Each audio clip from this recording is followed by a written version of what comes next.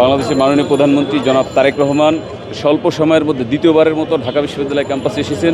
সেজন্য আমরা ঢাকা বিশ্ববিদ্যালয় শিক্ষার্থীরা জাতীয়তাবাদী ছাত্রদল তারেক রহমানকে শুভেচ্ছা জানানোর জন্য এসেছি।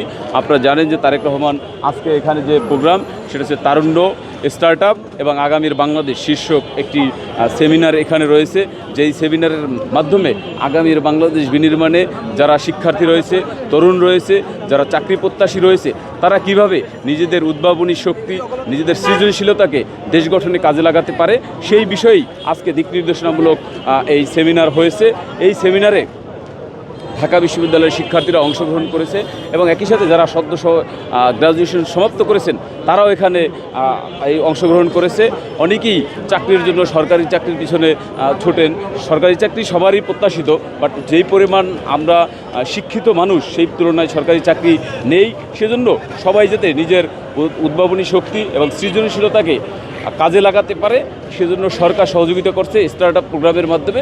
শিক্ষার্থীরা যাতে এগিয়ে যেতে পারে এবং আগামীর বাংলাদেশ বিনির্মাণ করতে পারে সেই জন্যই মাননীয় প্রধানমন্ত্রী জনাব তারেক রহমান শিক্ষার্থীদেরকে অগ্রাধিকার দিচ্ছে। নির্বাচনী ইশতেহারে যেই অগ্রাধিকার ছিল শিক্ষার্থীদের, সেই অগ্রাধিকার দিচ্ছে চাকরি প্রত্যাশীদের।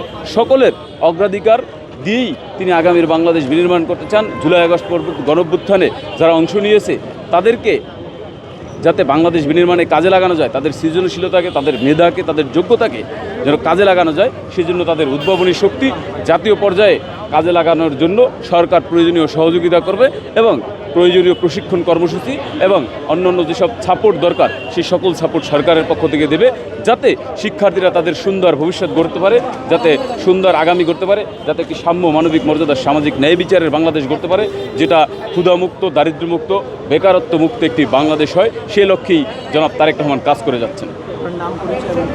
এইচ এম আবু জাফর, সহসভাপতি, বাংলাদেশ জাতীয়তাবাদী ছাত্রদল, কেন্দ্রীয় সংসদ।